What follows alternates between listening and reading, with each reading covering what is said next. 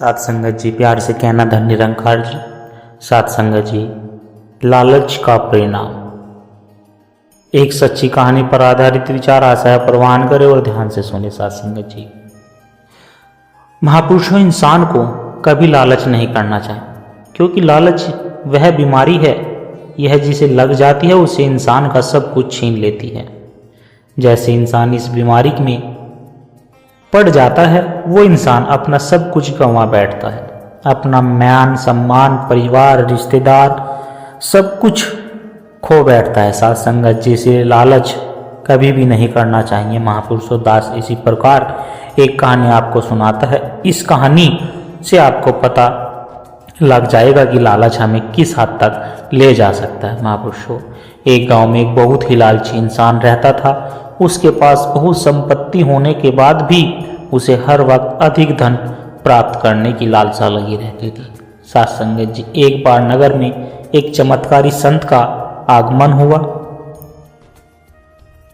लालची व्यक्ति को जब उसके चमत्कारों के बारे में पता चला तो वह दौड़ा दौड़ा उस संत के पास पहुंचा, उन्हें अपने घर में आमंत्रित किया और उनके अच्छे से सेवा की।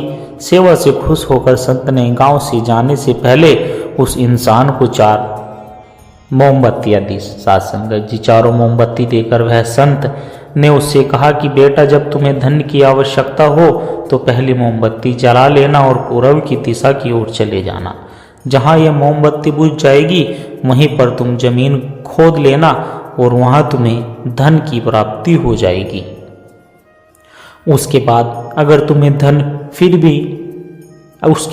तुम्हें फिर से धन की आवश्यकता हो तो दूसरी मोमबत्ती जला लेना, जिसे लेकर फिर तुम पश्चिम दिशा में जाना और यह मोमबत्ती जहां बुझ जाए वहां से जमीन खोद देना, तुम्हें अपार धन प्राप्त हो जाएगा। फिर भी धन की आवश्यकता पूरी नहीं हुई और अगर फिर भी तुम्हें धन की आवश्यकता पड़ी तो तीसरी मोमबत्ती जला लेना और दक्षिण दिशा में चले जाना।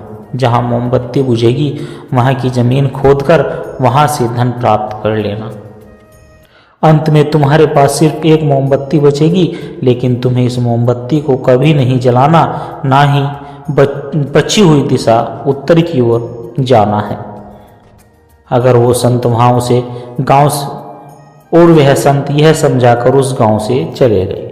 संत के जाति वह लालची व्यक्ति पहले मोमबत्ती जला लेता है और धन की तलाश में पूर्व की दिशा की ओर चल पड़ता है। वह चलते चलते एक जंगल में चला जाता है जहां वो मोमबत्ती बुझ जाती है। फिर वह वहां खुदाई करना शुरू कर देता है और वहां उसे धन प्राप्त होता है और कलश प्राप्त होता है। उस कलश में सोने के आभूषण भरे हुए थे। लालची व्यक्ति ने सोचा कि पहले दूसरे धन की प्राप्ति भी कर लूं, फिर ये धन यहाँ से ले जाऊंगा। वो उसे कलश को झाड़ियों में छुपा देता है और दूसरी मोमबत्ती को जलाने के लिए पश्चिम दिशा में चल पड़ता है और एक स्थान पर जाकर वह दूसरी मोमबत्ती भी बुझ जाती है। लालची आदमी वही जमीन खोदना शुरू कर देता है और उसे वहां एक संदूक मिलता है जो सोने के सिक्कों से भरा हुआ होता है। लालची इंसान ने वो संदूक उसी गड्ढे में फिर से दबा दिया और छोड़ दिया और तीसरी मोमबत्ती को जलाने के लिए फिर से चल पड़ा। अब वह मोमबत्ती एक पेड़ के नीचे जाकर बुझ जाती है, जहां जमीन के नीचे लालची व्यक्ति को एक घड़ा मिलता है जिसमें हीरे मोती भरे हुए होते हैं। इतना धन प्राप्त करने के बाद भी लालची इंसान का लालच कम नहीं होता। साथ संगत जी, और उसका लालच बढ़ता चला जाता है और अंत में बची हुई चौथी मोमबत्ती को भी, जिसको संत ने जलाने से मना किया था और उस दिशा में जाने से भी मना किया था, लेकिन वो इंसान लालची हो गया था और उसने सोचा कि जरूर उस स्थान पर इन सब जगह से भी अधिक धन छुपा होगा। वो संत स्वयं को प्राप्त करना चाहता होगा, इसलिए उसने मुझे ऐसा करने से मना किया और इस दिशा में जाने से मना किया। उसने सोचा कि मैं तत्काल वहां जाकर उससे पहले उस धन को अपने कब्जे में ले लेता हूं, ताकि वो सारा धन भी मेरा हो जाए। और साथ संगत जी उसने अंतिम मोमबत्ती, चौथी मोमबत्ती को भी जला लिया और उत्तर दिशा की ओर बढ़ने लगा।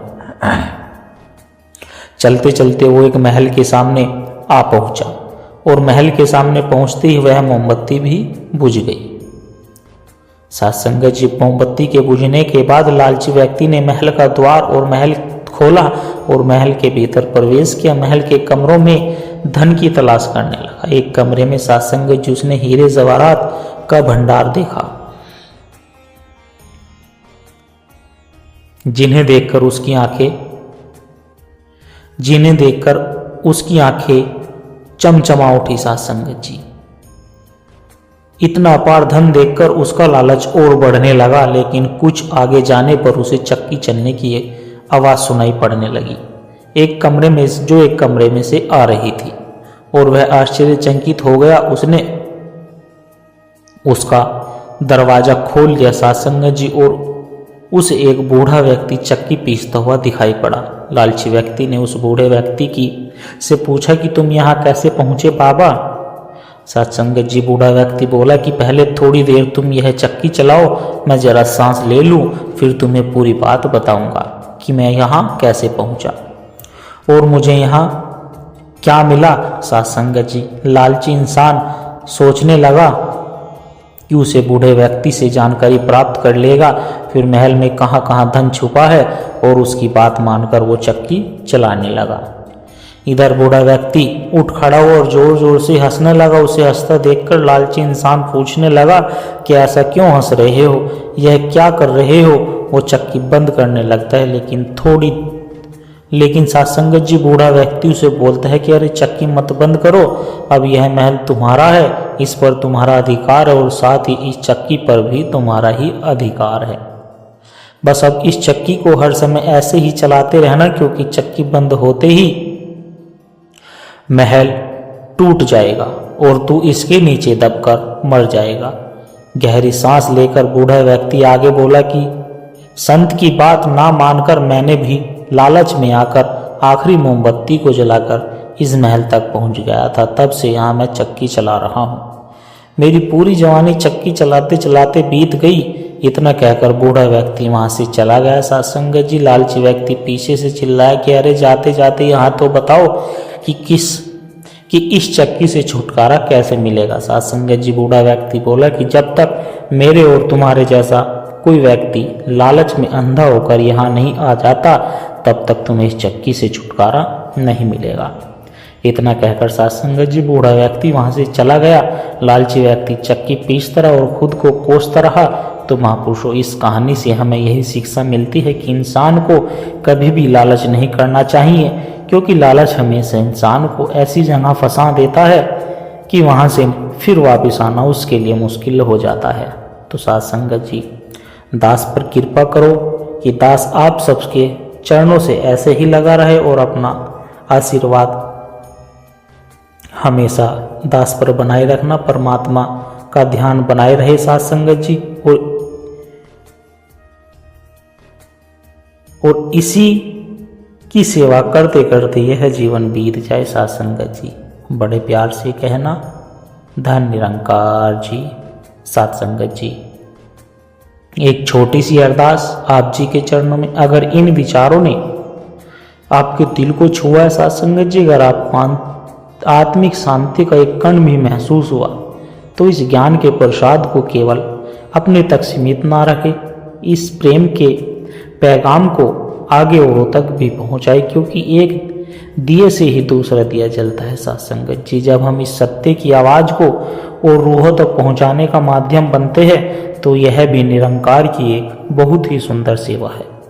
और इस ज्ञान की धारा से सतगुरु के इस विचारों से निरंतर जुड़े रहने के लिए आप इस सत्संग के डिजिटल परिवार का हिस्सा बन सकते हैं, ताकि जब भी कोई नया विचार साझा हो वह आप तक सहज ही पहुंच जाए और हमें एक दूसरे के विश्वास से बल मिलता रहे। साथ संगत जी सतगुरु हम सब की यह छोटी छोटी सेवाएं स्वीकार करें।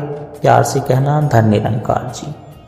आशा करता हूँ साथ संगत जी दास के द्वारा कहे विचार आप सभी संतों को अच्छे जरूर लगे होंगे। अगर अच्छे लगे हो तो वीडियो को लाइक करें, शेयर करें, कमेंट बॉक्स में धन निरंकार जी लिखकर अपने विचार साझा जरूर करें और दास के चैनल को भी सब्सक्राइब जरूर कर ले। साथ संगत जी, दास को आशीर्वाद दे आप जी के चरणों में हर रोज ऐसे ही सुंदर सुंदर विचार और प्रेरणादायक कहानी विचार लेकर आता रहूं। साथ संगत जी, प्यार से कहना धन निरंकार जी।